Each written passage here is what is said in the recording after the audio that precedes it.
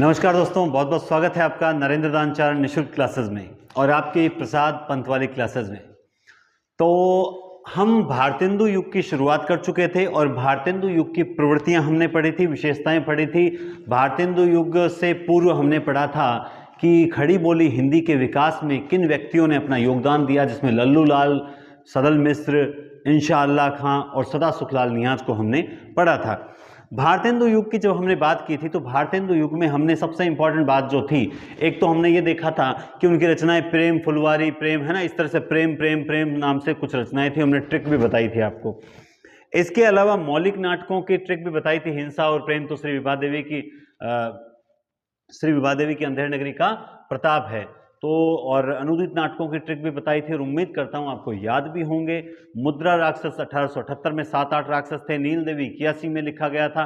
भारत दुर्दशा 80 का नाटक था। इसी तरह मैंने आपको सब कुछ इंपॉर्टेंट नाटक के सन भी बताए थे, जो ज़्यादा जरूरी नहीं, मेन तो है कि कौन सा अनुदित नाटक है और कौन सा मौलिक नाटक है। इस टाइप के क्वेश्चंस आते हैं सेकंड ग्रेड के दौरान। तो पिछली क्लास जबरदस्त थी, आज की क्लास उससे भी जबरदस्त होगी, क्योंकि आज की क्लास में मैं आपको यह बताऊंगा कि देखिए भारतेंदु युगीन जो इंपॉर्टेंट कवि हैं, इंपॉर्टेंट कह सकते हैं कि 90% नहीं बल्कि 99% जो इंपॉर्टेंट कवि हैं वो सारे बोर्ड पर हैं और उनकी कुछ विशेष रचनाएं हैं जो ही लगातार रिपीट होती है एग्जाम्स के अंदर। तो आपको इस पर विशेष रूप से फोकस करना पड़ेगा, ठीक है। लेकिन हम स्टार्ट करेंगे सेकंड नंबर कवि जो है बद्री नारायण चौधरी, प्रेम घन से हम स्टार्ट करेंगे। तो प्रेम घन से हम जब स्टार्ट करें तो देखिए आपको दिखाई तो साफ दे रहा है ना। हाँ, मैं जहां तक समझता हूं दिखाई साफ दे रहा है। कोई थोड़ा फोकस तो नहीं है, कोई दिक्कत तो नहीं है। चलिए मैं एक बार देख लेता हूं। हाँ जी, अब देखते हैं। हाँ जी, अब सही है, ठीक है, ओके, अब ओके है। थोड़ा सा मुझे लग रहा था ब्लर था।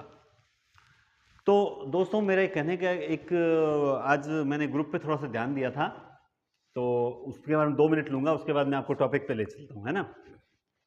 फर्स्ट ऑफ ऑल देखिए, सर्दी बहुत है और स्कूल्स की छुट्टियां हो रखी है, परिवार को समय देना भी हमारा फर्ज है।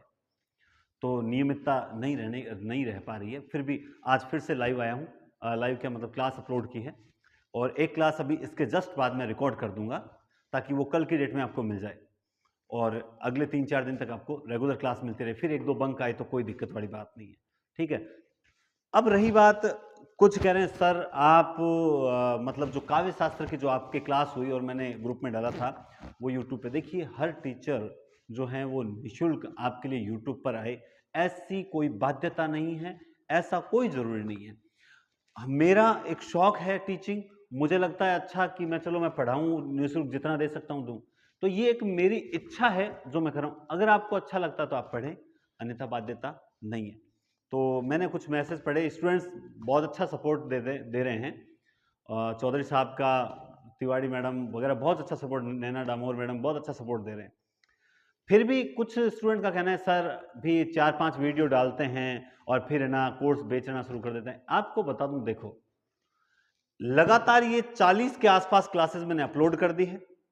रीच में पूरा सिलेबस निःशुल्क करवाया था, एसआई में पूरी व्याकरण निःशुल्क करवाई थी। अब सेकंड ग्रेड के दौरान जो व्याकरण की क्लासेस है निःशुल्क करवाऊंगा, शिक्षण विधियां हैं पूरी निःशुल्क करवाऊंगा। तो फिर आप कैसे कह सकते हो 4-5 वीडियो डाला था। अब आपको वही क्लासेस चाहिए जो ऑफलाइन हो रही है, कोई जरूरी नहीं है। कोई, आप खुद सोचिए, ये कोई बाध्यता थोड़ी है। आपको पढ़ना है तो पढ़े, मतलब कुछ लोगों को पढ़ना नहीं होता, सिर्फ मतलब एक माहौल क्रिएट करना होता है। अरे क्यों माहौल क्रिएट कर रहे हो कि न तो मुझे कोई नुकसान होगा न किसी और को कोई नुकसान होगा, आप इस चक्कर में पिस जाओगे। वैकेंसी आने को है, कंपटीशन लगातार टफ होता जा रहा है, जितना हो सके जहां बेस्ट मिले पढ़ लीजिए। अच्छा, क्या आप मेरी हिंदी पढ़ते हो? नहीं, आप और भी यूट्यूब चैनल है, आप वहां पर भी हिंदी जाते हो पढ़ने। मैंने कभी कहा वहां मत जाओ, नहीं, आपके लिए जो बेस्ट हो ना वो आप कीजिए, आपको जहां अच्छा लगे वो आप कीजिए, कोई बाध्यता थोड़ी है। तो इसलिए आप देखो, किसी की बुराई करने से कुछ हासिल नहीं होता है। मैं आरपीएससी सिलेक्टेड हूं, मुझे गवर्नमेंट ने दे दिया, अब मैं जितना चाहूं निःशुल्क पढ़ाऊंगा। जब तक मुझे अच्छा लग रहा है मैं निःशुल्क पढ़ा रहा हूं। मुझे अच्छा कब तक लग रहा है? जब तक स्टूडेंट्स का फीडबैक अच्छा आ रहा है ना। अब रही बात कि हर कोई पैसा कमाने पे लगे, तो मैडम जी मैं आपको एक बात बता देता हूं, 100 स्टूडेंट को जो वादा किया था निःशुल्क कोर्स दिया भी है। और आप में से जो ऑफलाइन देख रहे हैं, अभी जो वीडियो देख रहे हैं, उनमें से बहुत से ऐसे स्टूडेंट्स हैं जिनको मैंने पूरा कंप्लीट कोर्स, जो मुझे लगा कि ये बहुत ज़्यादा ज़रूरतमंद हैं, मुझसे बात हुई फ़ोन पे, उन्होंने कहा सर ऑफलाइन क्लासेस हम अवेलेबल करवाइए। मैंने उनको वो निःशुल्क उपलब्ध करवाई, मैंने उनको नोट्स निःशुल्क उपलब्ध करवाए। अब आप कहोगे सर पूरा ही सार्वजनिक कर दो निःशुल्क, ये कोई सी बाध्यता है? ये कौन सी बाध्यता है? कोई ज़बरदस्ती थोड़ी है, ये कोई बाध्यता नहीं है। आपको मैं बढ़िया कंटेंट दे रहा। अच्छा, मैंने आपको ये भी बोला था, मेरे नोट्स मिश्रा जी गुरुदेव हैं जो हैं, उनकी बुक से मैं सजेस्ट भी करता हूं, मैंने सजेस्ट भी किया आपको, अच्छी किताबें बताई। आप वो कोई सी भी किताब हो, लक्ष्य है, सुगम है, अपने क्या कहते हैं, वो फर्स्ट रैंक है, या फिर मिश्रा जी हैं, XYZ कोई सी भी किताब पढ़ो, साहब बद्रीनारायण चौधरी वही है, भारतेंदु हरिश्चंद्र भी वही है, तो आप पढ़े ना। पढ़ना नहीं है, क्रिटिसाइज करना है, ये अच्छी बातें नहीं है। आप पढ़ें, शेयर कर सकते हो तो कीजिए, नहीं करोगे तो मैंने YouTube पर लाइव शिक्षण विधियां, मात्र 3-3 लाइव आते थे, तब भी मैं लाइव आकर पढ़ाता था, तब आप लोग तो आते ही नहीं थे। ठीक है, मुझे किसी से कोई सर्टिफिकेट नहीं चाहिए, मेरा शौक है, मैं पढ़ा रहा हूँ, अच्छे स्टूडेंट्स हैं, मुझे सपोर्ट कर रहे हैं, उन सभी का तहे दिल से और करबद्ध होकर उन्हें प्रणाम करता हूँ, निवेदन करता हूँ, धन्यवाद करता हूँ कि आप ऐसे ही मुझे लगातार सपोर्ट करते रहिए। बाकी मैं आपको सिलेबस बराबर सारी क्लासेस जो हैं वो देता रहूँगा। ये तो स्टूडेंट्स की होती है कि ज़्यादा और ज़्यादा पढ़ने की इच्छा होती है, वो विस्तृत क्लासेस ले रहे हैं, वरना बाध्यता थोड़ी है। ठीक है, और अब चलते हैं हम सेकंड नंबर का वीक। तो माहौल को थोड़ा सा रिलैक्स कीजिए, और जिंदगी जिंदा दिली का नाम है, मुर्दे क्या खाक जीते हैं। तो चलिए हम स्टार्ट करते हैं। सबसे पहले बद्रीनारायण चौधरी प्रेमघन, प्रेमघन 55, प्रेमघन 55। अब मैं आपको सारी चीजें पूरा ट्रिक से करवा दूंगा। प्रेमघन 55, प्रेमघन 55। तो बद्रीनारायण चौधरी जो प्रेमघन के नाम से जाने जाते हैं, प्रेमघन 55। तो इनका जन्म जो हुआ था 55 में हुआ था, और मिर्जापुर में हुआ था। कहां हुआ था? प्रेमघन 55, मिर्जापुर। ये उर्दू में अब्र नाम से लिखते थे। किस नाम से लिखते थे? उर्दू में अब्र नाम से लिखा करते थे। खास बात इनकी क्या है? इनकी 2 पत्रिकाएं थी। एक पत्रिका का क्वेश्चन आता है वो भारतेंदु से ज्यादा आता है, तो आप ध्यान रखें, उर्दू में अब्र नाम से लिखते थे। इनकी पत्रिका है आनंद कादिम्बिनी और नागरी नीरद। आप इसको यूं याद रख सकते हो, जैसा कि इनका नाम है बद्रीनारायण चौधरी प्रेमघन 55, तो आप इसको यूं याद रख सकते हो कि प्रेम घन, प्रेम के बादल, घन अर्थात नीरद, प्रेम घन है ना। बद्रीनारायण चौधरी प्रेम घन और आनंद में रहते थे। जब प्रेम के घन बरसते हैं तो आनंद ऑटोमेटिकली आता। तो आनंद कादिम्बिनी और नागरी नीरद, ये इनकी 2 पत्रिकाएं हैं। जैसे ही प्रेम घन नाम आए आपके दिमाग में, या आप सुनो तो आपके दिमाग में आना चाहिए प्रेम घन 55। उसके बाद कि हाँ वो आनंद में रहता था, उस पर घन, घन यानी नीरद, नीरद मंडराते रहते थे, तो आनंद कादम्बिनी और नागरी नीरद। इनकी कुछ रचनाएं आप देखेंगे, जीर्ण जनपद, हार्दिक हर्षादर्श, वर्षा बिंदु, मयंक महिमा। खास बात क्या है आपको पता है? एक और इनकी आनंद अरुणोदय, आनंद अरुणोदय, ये भी एक रचना इनकी और है। आनंद, देखिए इनकी खास बात देखिए, ज ह व म, है ना। आनंद अरुणोदय, हार्दिक हर्षादर्श, मयंक महिमा, वर्षा बिंदु, है ना, और जीर्ण जनपद। तो ज ह, इस तरह से इनकी जो रचनाएं हैं बद्रीनारायण चौधरी प्रेमघन की। बद्रीनारायण चौधरी प्रेमघन 55 में जन्म हुआ था, उर्दू में अब्र नाम से लिखा करते थे, मिर्जापुर में जन्म हुआ था। और ये दोनों पत्रिकाएं है ना, आनंद कादम्बिनी और नागरी नीरद, इनकी प्रमुख पत्रिकाएं हैं। इनकी रचनाएं जीर्ण जनपद, हार्दिक हर्षादर्श, मयंक महिमा, वर्षा बिंदु, आनंद अरुणोदय, और लास्ट रह जाती है मयंक महिमा। इंपॉर्टेंट सेकंड ग्रेड की दृष्टि से मैं मानता हूं, भारत सौभाग्य नाटक किसका है? प्रश्न एग्जाम में छप चुका है और आपसे पूछा गया तो फिर क्या बताओगे? भारत सौभाग्य बद्रीनारायण चौधरी प्रेमघन का है।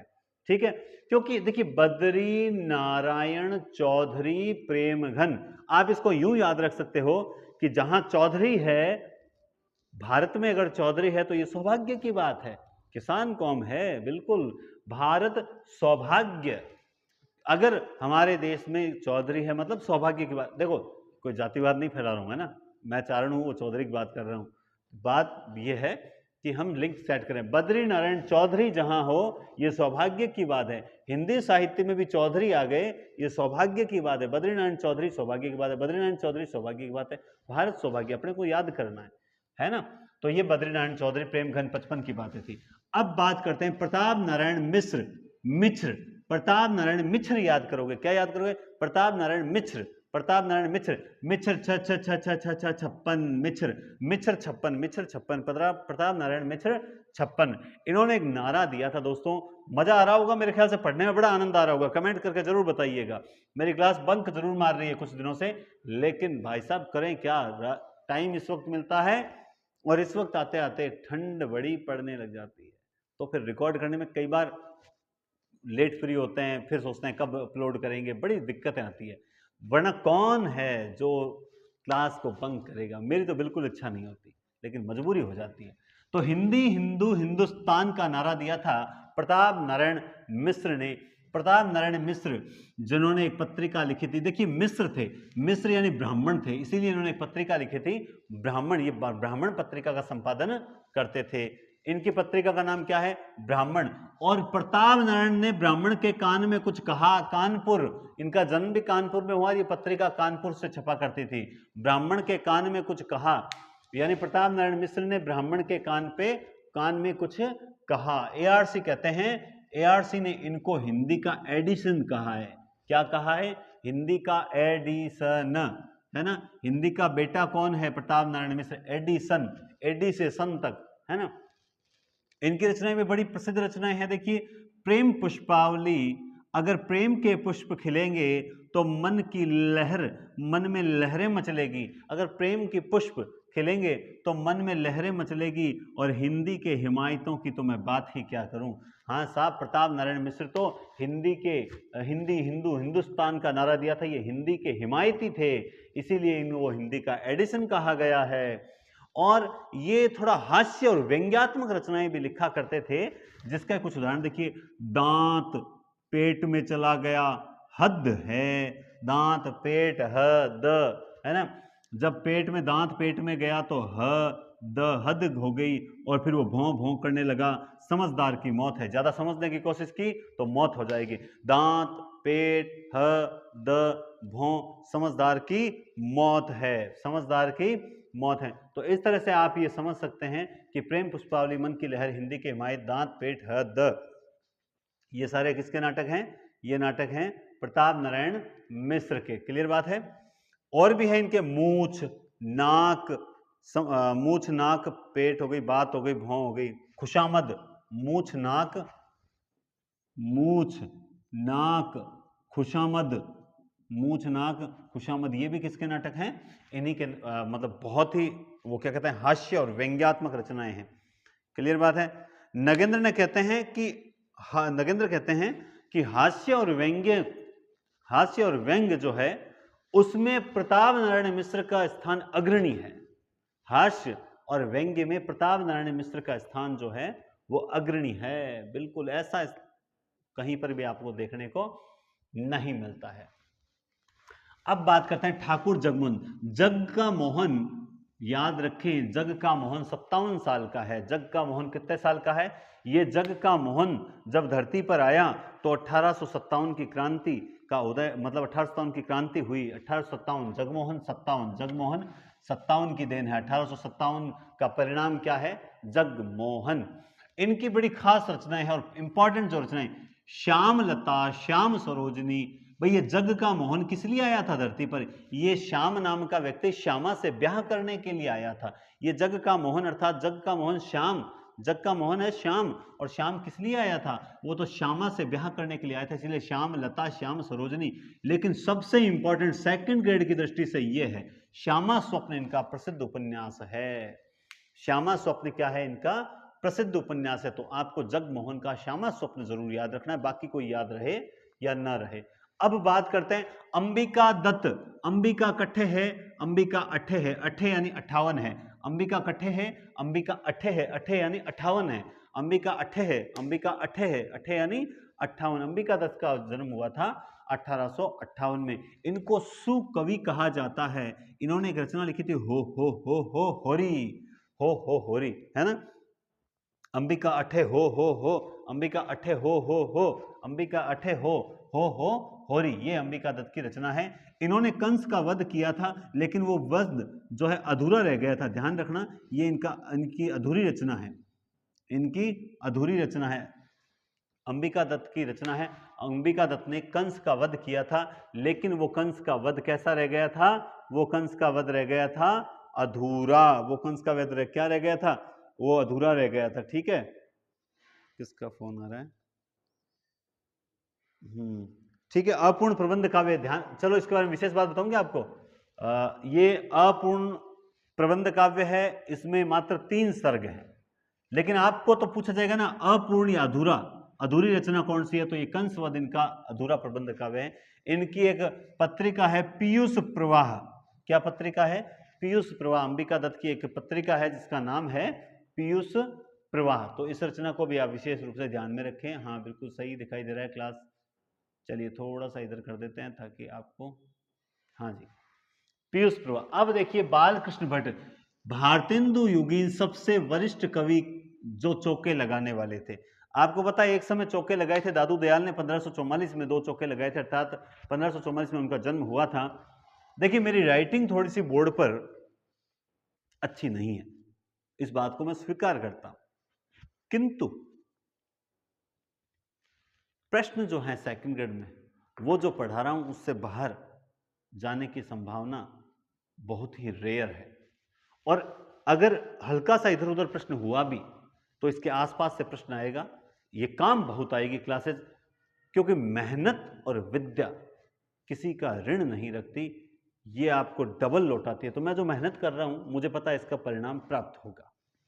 चलिए, पीयूष प्रवाह। और देखिए, वैसे भी हम नौकरी लगते हैं तो अपने परिवार, सबसे पहला हमारा परिवार होता है। हम स्वयं तो कुछ है ही नहीं, हम स्वयं तो कुछ नहीं है, लेकिन हम, हमारी जिम्मेदारियां होती है, सामाजिक जिम्मेदारियां। हर कोई चाहता है कि मैं थोड़ा सा, मतलब अच्छा पैसा कमाऊं, अच्छा स्टेटस बनाऊं अपना, ठीक है, और कम से कम अपने परिवार की ज़रूरतों को तो पूरा कर सके। तो इसमें किसी को आपत्ति भी नहीं होनी चाहिए, ठीक है। फिर भी आपको बेस्ट कंटेंट मिल रहा है, और आज नहीं, जब तक मैं यूट्यूब पर हूँ तब तक आपको इसी तरह की निःशुल्क क्लासेस मिलती रहेगी, मोटिवेशनल क्लासेस भी मिलती रहेगी, आप यकीन माने।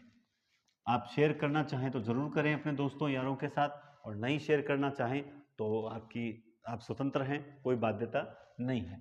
बालकृष्ण भट्ट भारतेंदु युगीन सबसे वरिष्ठ कवि माने जाते हैं।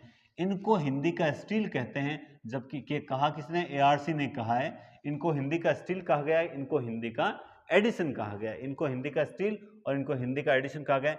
इनकी पत्रिका बड़ी इंपॉर्टेंट है दोस्तों, हिंदी प्रदीप नाम से इनकी पत्रिका थी, जो बहुत बहुत इंपॉर्टेंट है। हिंदी प्रदीप नाम से, किस नाम से? हिंदी प्रदीप नाम से। इनका एक कोटेशन है, इन्होंने हिंदी साहित्य को जन समूह के हृदय का विकास कहा। ये एग्जाम में पूछा भी गया है। हिंदी साहित्य को जन समूह के हृदय का विकास कहा है। हिंदी साहित्य के जन समूह के हृदय का विकास कहा गया है, ठीक है। इनकी भी ये रचना बहुत इंपॉर्टेंट है, नूतन ब्रह्मचारी। देखिए, इसको याद करने का तरीका बताता हूं, जो अनुभवी है उनको तो याद है। बालकृष्ण भट्ट सबसे पुराने कवि हैं भारतेंदु के, लेकिन इनकी रचना सबसे नई है ना, नई, नूतन, सबसे नई है। गांव बोले नई है, सबसे नई है, नूतन ब्रह्मचारी, खास बात है ना। तो ये सबसे खुद तो पुराने थे, लेकिन रचना इनकी बड़ी नूतन थी। तो 100 अजान 1 सुजान और नूतन ब्रह्मचारी, कौन सी रचना है? नूतन ब्रह्मचारी। इनका भी एक अधूरी रचना है, और वो नाम है रेल का विकट खेल। रेल का विकट खेल, ये इनकी एक अधूरी रचना मानी जाती है। क्लियर बात है? 100 अजान 1 सुजान और नूतन ब्रह्मचारी और रेल का विकट खेल, ये भी एक खास बात है। इसको बाद में पूरा किसने किया था बता दूं आपको, कार्तिक प्रसाद खत्री का नाम सुना होगा। ये रेल का विकट खेल जो है, प्रसाद खत्री है ना, कार्तिक प्रसाद खत्री, रेल का विकट खेल को पूरा करने का जो खतरा उठाया था, वो कार्तिक प्रसाद खत्री ने उठाया था, ठीक है। ये इनकी अधूरी रचना है। उसके बाद आते हैं राधा कृष्ण दास। राधा कृष्ण दास का जन्म हुआ था 65 में। आपको इसके बारे में एक ही राज याद रखना। देखिए, राधा ने कृष्ण से कहा कि हिंदू निस्सहाय है। राधा ने कृष्ण से कहा कि हिंदू निस्सहाय है। राधा ने कृष्ण से कहा कि हिंदू निस्सहाय है। निस्सहाय हिंदू, राधा कृष्ण दास ने लिखा था निस्सहाय हिंदू। ठीक है, इनका जन्म हुआ था 1865 में। मैं हर चीज की लिंक सेट करके बताता हूं, कोई ना कोई संवेग जोड़ता हूं उसके साथ। मैं ट्रिक्स पर विश्वास नहीं करता, मैं लिंकिंग सिस्टम पर विश्वास करता हूं, क्योंकि ये लिंकिंग से जैसे ही मान लो एग्जाम में आ गया कि निस्सहाय हिंदू किसकी रचना है, आपको मेरी ये बात सुनी सुनाई याद आएगी कि सर ने कहा था, राधा ने कृष्ण से कहा कि हिंदू निस्सहाय, हाँ ये तो राधा कृष्ण दास की है। तो ये आपको याद आएगा एग्जाम में। आप जो ईमानदारी से क्लासेस देख रहे हो ना, उनको बहुत फायदा होगा। और जो लोग सिर्फ सर में कमियां निकालने पे तुले हैं ना, तो वो निकालते रहो, उससे हमारा कुछ नहीं बिगड़ना है। कमियां निकालने से हमारा कुछ भी नहीं बिगड़ना है। कारण भाई आपको अच्छा लगता है तो पढ़ो, नहीं लगता है तो मत पढ़ो। आप किसी का भला न कर सको तो किसी का बुरा न करना, बस सीधी सी बात है। अब बताओ, मैंने चलो मान लिया, हो सकता है मैं देखो पूरे जगत में, संसार में 80% लोग दुखी हैं, मैं तो मानता हूँ 100 के 100% दुखी है, कोई किसी कारण, तो सबका दुख दूर मैं कर नहीं सकता। और रही बात गरीबी की कि भाई सर हम जरूर गरीब हैं, तो एक देखिए, जो गरीबी है उसे इतनी सरकारें आई वो भी दूर नहीं कर सकती, तो मैं भी केवल दूर नहीं कर सकता। अपनी ओर से जो निष्फल तो नहीं कहूँगा, बल्कि एकदम निःशुल्क जो प्रयास मैं कर रहा हूँ, तो वो उतना मैं कर सकता हूँ। जितना मैं कर सकता हूँ उतना तो कर रहा हूँ। इससे ज़्यादा आपको अगर आपत्ति हो तो मुझे आज वो कमेंट देखा, मैंने कहा कमाल है, मतलब हम तो ये सोचते हैं कि आपके लिए कुछ ऐसा क्या लाएं जिससे आपको और ज़्यादा बढ़िया लगे और आपको लगेगा नहीं सर वास्तव में मज़ा आ गया क्लास में, और वो कर रहे हैं कि नहीं आप तो ऐसे हो, आप तो वैसे हो। कमाल करते हो पांडे जी, है ना। सलमान खान ने कहा कमाल करते हो पांडे जी, तो वैसे ही कमाल करते हो मैडम। आलोचना, है ना, पढ़ाएंगे आपको एक दिन हिंदी गद्य के विकास में आलोचना विधा पढ़ाएंगे, किस किस ने क्या क्या आलोचना। आपको पता है रामविलास शर्मा है ना, उनके बारे में कहा जाता है कि वो हिंदी साहित्य में मतलब जो साहित्य परंपरा है उसमें कवि बनने के लिए आए थे, लेकिन एक बहुत बेस्ट आलोचक बनकर निकल गए, है ना। तो वैसा ही कुछ हो रहा है, आलोचक कमाल है, आलोचना भी अच्छी होती है। आपको पता है सच्ची समालोचना जो लाला श्रीनिवास दास पे आ रहे हैं हम, अच्छा आएंगे, इनकी एक संयोगिता स्वयंवर रचना है, इस पर प्रताप नारायण मिश्र ने और बालकृष्ण भट्ट दोनों ने आलोचना की थी। ठीक है, इन्होंने की थी सच्ची समालोचना नाम से आलोचना की थी। तो वैसे ही नरेंद्र दान चारण की भी सच्ची समालोचना कीजिए। समालोचना अलग है, और कहता है ना कि खंडन मंडन प्रवृत्ति का अभाव हम पढ़ के आए थे। खंडन मंडन का मतलब होता है कि गुण और दोष दोनों, केवल दोष मत बताइए, बताओ तो गुण और दोष दोनों बताएं। क्यों? क्योंकि ऐसा संसार में कोई व्यक्ति नहीं है जिसमें दोष नहीं हो, ऐसा कोई व्यक्ति नहीं है जिसमें केवल और केवल गुण नहीं हो। यानी हर सिक्के के दो पहलू होते हैं, हेड और टेल। उसी तरह आपको जो दिखाई दे रहा है वो सिर्फ टेल है, हेड दबा हुआ हो सकता है। गुण भी होते हैं, दोष भी होते हैं। मेरी कमियां मैं स्वीकार करता हूं, मैंने जैसे कह दिया राइटिंग मेरी थोड़ी खराब है, पर मैं आपको बेस्ट कंटेंट देने की कोशिश करता हूं कम समय की क्लास में। चलिए, तो राधा चरण गोस्वामी, जैसे ही सर्दियां कम होगी ना फिर मैं लाइव भी आऊंगा।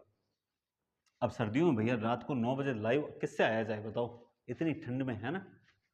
फिर भी आएंगे लाइव, आपके लिए टेस्ट सीरीज लाएंगे, बढ़िया लाइव टेस्ट सीरीज कोशिश करेंगे पूरी। तो लाला श्रीनिवास दास का जन्म हुआ था 51 में। आपको पता है भारतेंदु हरिश्चंद्र का जन्म हुआ था 1850 में, और भारतेंदु का एक साल का लाला था, यानी 51 एक साल का लाला था। भारतेंदु हरिश्चंद्र के 1 साल का लाला श्रीनिवास दास था। भारतेंदु ने इसकी परीक्षा ली, है ना। तो ये परीक्षा गुरु बहुत ही प्रसिद्ध रचना है इनकी। रणधीर के प्रेम में मोहिनी, रणधीर प्रेम मोहिनी और संयोगिता स्वयंवर, ये तीनों की तीनों इंपॉर्टेंट रचनाएं। और ये जो आज की क्लास है ना बोर्ड पर, आप यकीन माने अगर भारतेंदु काल से प्रश्न आया, एक तो पिछली क्लास और एक ये क्लास, इन दोनों क्लासों की बात कर रहा हूं, तो 101% यहां से प्रश्न आएगा। इन दो क्लासों में से एक प्रश्न आता है तो नुकसान कुछ नहीं है। 15-20 मिनट की क्लास ये और 15-20 मिनट की वो है, आधे घंटे पढ़ाने से एक क्वेश्चन आता है तो ये बहुत अच्छी बात है। और एक प्रश्न जरूर आएगा, परीक्षा गुरु रणधीर प्रेम मोहिनी संयोगिता स्वयंवर। आगे देखिए, राधा चरण गोस्वामी, देखिए अंबिका, कहां गई अंबिका, अरे अंबिका तू कहां है भाई, अंबिका दिखाई नहीं दे रही। अंबिका अठे, ये रही अंबिका अठे है, ये बात अठे कठे है, राधा के चरणों में है। इसका जन्म भी कब हुआ था? राधा चरण गोस्वामी का 58 में। अंबिका कठे है, अठे, अठे कठे, अठे मतलब अठे है 58 में, अठे अर्थात राधा के चरणों में है अंबिका। अंबिका कहाँ है? राधा के चरणों में है। अंबिका कहाँ है? राधा के चरणों में है, अठे है। अर्थात 1858 में हुआ था। इनकी एक पत्रिका है जो भारतेंदु, इन्होंने एक पत्रिका लिखी थी भारतेंदु, ठीक है। ये प्रहसन यानी हास्य और व्यंग्य मजाक के नाटक और व्यंग्य भी करते थे, ऐसे लिखने में माहिर थे। इन्होंने 2 प्रहसन लिखे, तन मन धन श्री गोसाई जी के अर्पण और बूढ़े मुंह मुहासे लोग देखे तमाशे, है ना, बूढ़े मुंह मुहासे। और इस बूढ़े मुंह मुहासे में लोग देखे तमाशे में क्या है, पर स्त्री गमन की बुराई है, पर स्त्री गमन की, भाई पर स्त्री गमन में कितनी बुराई है वो चीज बताई गई, बूढ़े मुंह मुहासे और लोग देखे तमाशे। तो राधा के चरणों में अठे हैं, भारतेंदु पत्रिका लिखी थी और 2 प्रहसन हैं इनके बहुत प्रसिद्ध हैं, तन मन धन श्री गोसाई जी के। ऐसे इन्होंने लिखा है, देखो नव भक्तमाल भी लिखा है, इश्क चमन भी लिखा है। नव भक्तमाल और इश्क चमन जो है वो भी राधा के चरणों की, राधा चरण गोस्वामी की 2 रचनाएं हैं, इश्क चमन और नव भक्तमाल। और एक और शायद भारत देश है, क्या है, अल्प भारत देश, ऐसी रचना और है इनकी, ठीक है। आगे चलते हैं, उसके बाद आते हैं, यहां आपको लिखा हुआ नहीं दिखाई दे रहा होगा, मुझे पता है थोड़ा फ्लैश पड़ रहा है, मैं शायद देख लेता हूं वीडियो में। हाँ जी, आपको नाम नहीं दिखाई दे रहा। देखिए यहां जो नाम है वो है बाल मुकुंद गुप्त। क्या नाम है, बाल मुकुंद गुप्त, ये नाम है बाल मुकुंद। अच्छा ये भी नहीं दिखाई दे रहा, यहां लिख रहा हूं, ठीक है, बाल मुकुंद, और बोल रहा हूं आप ध्यान से समझें, बाल मुकुंद गुप्त को लिखा है मैंने, हाँ थोड़ा मार्कर भी फीका चला, बाल मुकुंद गुप्त। बाल मुकुंद गुप्त का जन्म भी 65 में हुआ था। अभी हम एक 65 और पढ़ के आए थे, किसका, राधा कृष्ण, है ना, निस्सहाय हिंदू। भाई 65 साल का अगर हिंदू हो जाएगा तो वो निस्सहाय होगा ना। तो भाई ये बात कही थी, बाल मुकुंद गुप्त ने कहा था कि 65 साल का हिंदू निस्सहाय होता है, बिल्कुल। इनके बारे में क्या कहा जाता है, भारतेंदु प्लस, भारतेंदु और द्विवेदी युग को जोड़ने वाली कड़ी कौन है, बाल मुकुंद गुप्त। बाल मुकुंद गुप्त को भारतेंदु और द्विवेदी युग को जोड़ने वाली कवि कड़ी कहा जाता है। इनकी देखिए लॉर्ड कर्जन की अनीतियों को लेकर इन्होंने 2 रचनाएं लिखी थी जो भारत मित्र पत्रिका में छपी थी। कौन सा, भारत मित्र। इनकी रचनाएं देखिए, शिव शंभू के चिट्ठे और खत, इन दोनों रचनाओं में क्या है, लॉर्ड कर्जन की जो नीतियां थी ना, लॉर्ड कर्जन की, उन नीतियों पर लिखा गया था। ये दोनों ही भारत मित्र पत्रिका में छपी थी। कहां छपी थी, भारत मित्र पत्रिका में छपी थी। और खेल तमाशा इनकी एक रचना और है, ठीक है, खेल तमाशा। और अब अंतिम इंपॉर्टेंट है, देखिए एक तो नवनीत चतुर्वेदी है जिनकी कुब्जा 25 है, नवनीत चतुर्वेदी कुब्जा 25, और एक महतो लज्जाराम है जिनकी रचना है धूर्त रसिकलाल। धूर्त रसिकलाल है, महतो लज्जाराम शर्मा की रचना है धूर्त रसिकलाल। तो ये आपके भारतेंदु युग के वेरी वेरी इंपॉर्टेंट कवि हैं।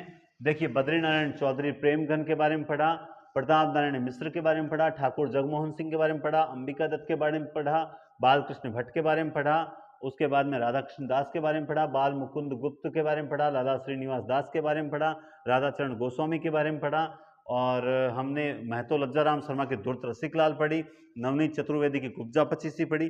तो यूं करके लगभग हम 7, 8, 10 कवियों को पढ़ चुके हैं। 1, 2, 3, 4, 5, 6, 7, 8, 9, 10, 10, 11 कवियों को हमने पढ़ लिया।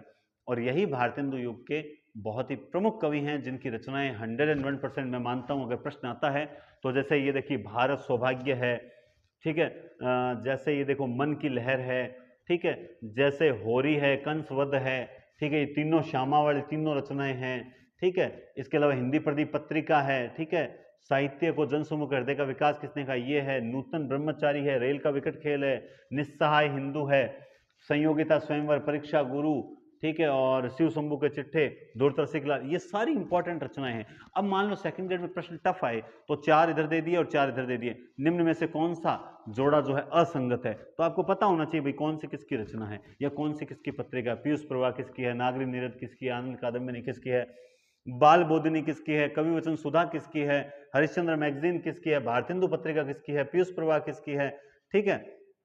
तो थोड़ा सा ये आपको पता होना चाहिए, भारत मित्र किसी, ये सारी रचनाएं आपको पता होनी चाहिए। तो ये क्लास उम्मीद करता हूँ आप सबको अच्छी लगी होगी। अगर अच्छी लगी है तो आप कमेंट बॉक्स में ज़रूर बताएं, लाइक करें, शेयर करें एंड प्लीज़ सपोर्ट करें, बढ़िया मिलेगा। देखिए हमें, जब हम याचक होते हैं ना, हम जब भगवान, आप खुद सोचें मंदिर में जब जाते हैं तो हम भगवान से ऐसे थोड़ी कहते हैं तुझे देख रखा है, तुझे ऐसा कर लिया, तू ऐसा है, तू ऐसा। मैं भगवान से अपनी तुलना नहीं कर रहा हूँ, ठीक है। हम जब याचक होते हैं, मंदिर में जाते हैं, हाथ जोड़ के प्रार्थना करते हैं कि हम बढ़िया मेहनत करना चाहते हैं, तू मेरा साथ दे। और वैसे ही आप फिलहाल आप एक मतलब याचक की तरह मैं कहता हूँ विद्यार्थी हो, विद्या का अर्जन करने वाला विद्यार्थी, विद्यार्थी, है ना। अर्थात आप ये कह सकते हो सर हम पढ़ना चाहते हैं, आप हमें पढ़ाओ। तो निश्चित रूप से कठोर हृदय भी टीचर होता है ना, वो भी कहता है नहीं चलो मैं सर इनके लिए 1 घंटा जरूर निकालूंगा, है ना। तो वही मैं प्रयास कर रहा हूँ, आप पढ़ना चाहते हैं, मैं आपको पढ़ाता रहूँगा। अरे मतलब कहता है ना कि इस जो एकदम घटिया युग के अंदर, मैं कहूँगा एकदम घटिया युग के अंदर, जहाँ लोगों को लोगों से मतलब नहीं है, अपनों से मतलब नहीं है, वहाँ आपको अगर गौरव सर जैसे हैं जीके भी क्लासेस दे रहे हैं। अब गौरव सर के बारे में जैसे कह दें कि सर आप विस्तृत क्लासेस दो, अरे सर आपको कंटेंट उपलब्ध करवा रहे हैं, बेस्ट करवा रहे हैं, आप पढ़ो ना जीके, आप जीके पढ़िए ना, कहाँ दिक्कत है। वैसे ही हिंदी आपको जो परीक्षा में प्रश्न आने वाले हैं वो तो पढ़ा रहा हूँ। अब आप विद्वान बनना चाहते हो तो डॉक्टर नगेंद्र पढ़ो, रामचंद्र शुक्ल पढ़ो, हिंदी साहित्य का आदिकाल पढ़ो, हिंदी साहित्य का अतीत पढ़ो, हिंदी साहित्य का आलोचनात्मक इतिहास पढ़ो, हिंदी साहित्य का वैज्ञानिक इतिहास पढ़ो, हिंदी साहित्य का जो है हिंदी साहित्य पढ़ो, ठीक है। ये बहुत से साहित्य हैं, आप पढ़ो, आपकी हिम्मत चाहिए। लेकिन साहब इतनी हिम्मत की हिंदी साहित्य का संवेदना का इतिहास पढ़ो, रामस्वरूप चतुर्वेदी का पढ़ो, नहीं साहब इतना नहीं पढ़ा जाता। तो फिर इतना पढ़ा नहीं जाता, ये अच्छा लग नहीं रहा है, और दूसरे थाली में घणों घी दिखे, है ना। दूसरे थाली में घणों की, वो जो काव्य शास्त्र है वो ऑफलाइन वो नहीं चाहते कि भाई मेरा वीडियो यूट्यूब पे आए, तो क्या दिक्कत है आपको, मैं पढ़ा रहा हूं ना। का बस पसंद कौन है गनी गुरुजी, अब तो नया ले रहा हूँ टीचर, हैं ऐसा हो रहा है। ऐसा कुछ नहीं है, रेगुलर क्लासेस मिलती रहेगी, 3-4 दिन रेगुलर मिलेगी, फिर 1-2 दिन बंक आ जाता है, तो उसको नज़रअंदाज करें। और अगर बंक आता है रिवीजन कर लें पिछली क्लास का, कहाँ तकलीफ है। मेरे व्याकरण की क्लासेस पहले से पढ़ी है सारी, स्वर्ण संज्ञा सर्वनाम विशेषण क्रिया अव्यय A to Z पढ़ी है, वो देख लो ना क्लासेस, व्याकरण सॉलिड कर लो। आपको पता है सेकंड ग्रेड में 45 क्वेश्चन आएंगे व्याकरण का, लेकिन नहीं पढ़ना थोड़ी है सर, हमें तो टांग खिंचाई करनी है। पढ़ो ना व्याकरण की क्लासेस, एक भी डिलीट नहीं की मैंने, क्यों डिलीट नहीं कर सकता, चाहूं तो करूं नहीं। व्याकरण बहुत बढ़िया व्याकरण करवाई हुई है मेरे, आप मानो चाहे मत मानो, बहुत ही बढ़िया तरीके से व्याकरण करवाई हुई है, लेकिन पढ़ना चाहते ही नहीं है। पढ़ो ना आप वो व्याकरण, जाकर डेली वीडियो देखा करो, और क्रमबद्ध सारे वीडियो पढ़ें, कंप्लीट वीडियो पढ़ें, फिर भी नहीं पढ़ेंगे। बाकी भगवान, मैं तो ये चाहता हूँ ईश्वर करे आपकी बेरोजगारी का कलंक मिटे, आप बढ़िया तैयारी करो, सिलेक्शन हो आपका। बाकी आपकी मेहनत है, और मेहनत ईमानदारी से करोगे तो सिलेक्शन हो जाएगा। और मेहनत नहीं कि केवल हो हल्ला मचाने वाले अलग विद्यार्थी होते हैं ना, मेहनत करने वाले अलग होते हैं। और मेहनत करने वाले हैं ना वो चुप हैं, और हो हल्ला करने वाले हैं ना वो भगवान मालिक है। तो अब मेरी बातों को बुरा न माने, बस थोड़ा सा मैं ये कह रहा हूँ कि ढंग से अच्छे से तैयारी करें, ठीक है। बाकी इधर उधर की बातों पर ध्यान नहीं दें। आपने घोड़े के इस तरह लगा हुआ देखा होगा ना, अर्थात घोड़े को एकदम रास्ता सीधा दिखाई देता है, सूर्य की जो किरणें होती हैं उसके आंख में नहीं पड़े, जिससे वो रास्ता भटक सकता है। वैसे ही फोकस सीधा सेकंड ग्रेड पे रखिए कि हमें सेकंड ग्रेड लेना है, इधर उधर की बातों पे ध्यान ही नहीं देना है ना। चलिए गुड लक एंड बहुत बहुत धन्यवाद, कल क्लास में मिलते हैं।